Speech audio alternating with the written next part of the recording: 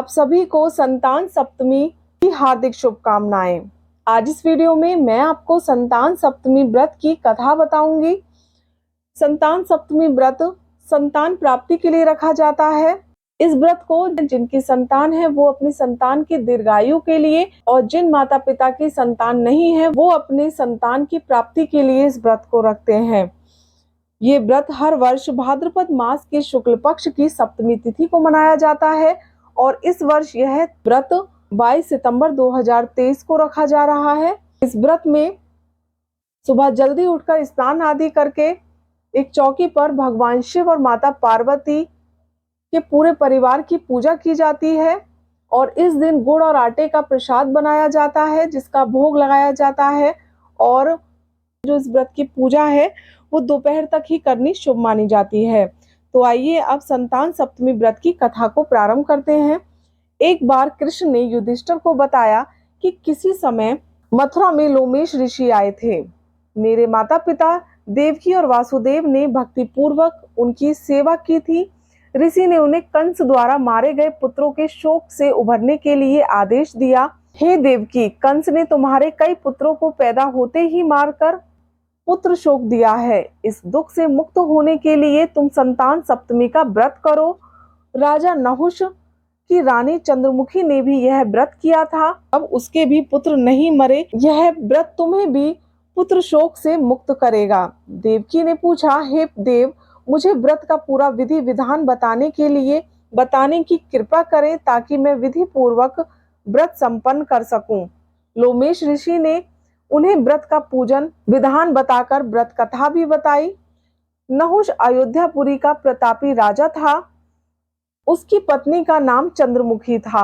उसके राज्य में ही विष्णुदत्त नामक एक ब्राह्मण रहता था। उसकी पत्नी का नाम रूपवती था। रानी चंद्रमुखी तथा रूपवती ने परस्पर घनिष्ठ प्रेम था। एक दिन वे दोनों सरयू नदी में स्नान करने के लिए गईं। वहां अन्य स्त्रियां भी स्नान कर रही थीं। उन स्त्रियों ने वहीं पार्वती शिव की प्रतिमा बनाकर विधि पूर्वक उनका पूजन किया। तब रानी चंद्रमुखी और रूपवती ने उन स्त्रियों से पूजन का नाम और विधि पूछी। उन स्त्रियों में से एक ने बताया, हमने माता पार्वती सहित भगवान शिव की पूजा की है। भगवान शिव का डोरा बांधकर हमने संकल्प किया है कि जब तक जीवित रहेंगी तब तक यह व्रत करती रहेंगी। यह मुक्ताभरण व्रत सुख और संतान देने वाला है। उस व्रत की बात सुनकर उन दोनों सखियों ने भी जीवन प्रियतन इस व्रत को करने का संकल्प करके शिवजी के नाम पर डोरा बांध लिया, किंतु घर पहुंचने पर वे संकल्प को भूल गईं। फलतः मृत्यु के पश्चात रानी वानवी और ब्राह्मणी मुर्गी की योनि में पैदा हुई। कालांतर में दोनों पशु योनि छोड़कर पुनः मनुष्य योनि में आई। चंद्रमुखी मथुरा के राजा पृथ्वीनाथ की रानी बनी और रूपवती ने फिर ब्राह्मण के घर में जन्म लिया। इस घर में रानी का नाम ईश्वरी और ब्राह्मणी का नाम भूषणा हुआ। का विवाह राजपुरोहित अग्निमुखी के साथ हुआ। इस जन्म में भी उन दोनों में बड़ा प्रेम हो गया। व्रत भूलने के कारण ही रानी इस जन्म में भी संतान सुख से वंचित रही। प्रौढ़ावस्था में उसने एक गूंगा तथा बहरा पुत्र जन्मा, मगर वह भी 9 वर्ष का होकर मर गया। भूषणा ने व्रत को याद रखा था, इसीलिए उसके गर्भ से सुंदर तथा स्वस्थ 8 पुत्रों ने जन्म लिया। रानी ईश्वरी के पुत्र शोक की संवेदना के लिए एक दिन भूषणा उससे मिलने गई। उसे देखते ही रानी के मन में दाह पैदा हो गया। उसने भूषणा को विदा करके उसके पुत्रों को भोजन के लिए बुलाया और भोजन में विष मिला दिया, परंतु भूषणा के व्रत के प्रभाव से उनका बाल भी बाका नहीं हुआ। इससे रानी को और भी अधिक क्रोध आया। उसने अपने नौकरों को आज्ञा दी कि भूषणा के पुत्रों को पूजा के बहाने यमुना के किनारे ले जाकर गहरे जल में ढकेल दिया जाए, किंतु भगवान शिव और माता पार्वती की कृपा से इस बार भी भूषणा के बालक व्रत के प्रभाव से बच गए। परिणामतः रानी ने जल्लादों को बुलाया। जल्लादों को बुलाकर आज्ञा दी कि ब्राह्मण के बालकों को वध स्थल पर ले जाकर मार डालो, किंतु जल्लादों द्वारा बालक न मर सके। इस समाचार को सुनकर रानी को आश्चर्य हुआ। उसने भूषणा को बुलाकर सारी बात बताई, फिर क्षमा याचना करके उससे पूछा कि किस कारण तुम्हारे बच्चे नहीं मर पाए। भूषणा बोली, क्या आपको पुनर्जन्म की बात स्मरण नहीं है? रानी ने आश्चर्य से कहा कि नहीं, मुझे तो कुछ याद नहीं है।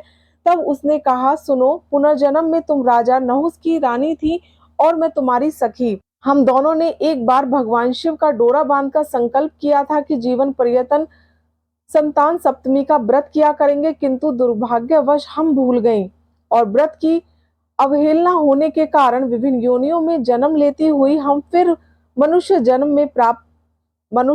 में प्राप्त हुई हैं और अब उस व्रत की याद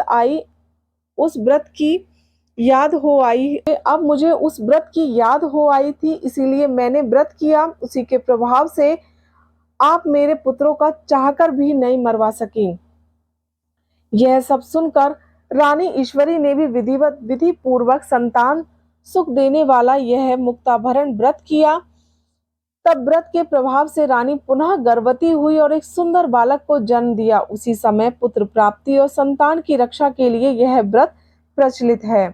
यह व्रत पुत्र प्राप्ति, पुत्र रक्षा के लिए भाद्रपद के शुक्ल पक्ष की सप्तमी को किया जाता है। इस व्रत का विधान दोपहर तक रहता है। इस दिन जाम्बती के साथ श्याम सुंदर और उनके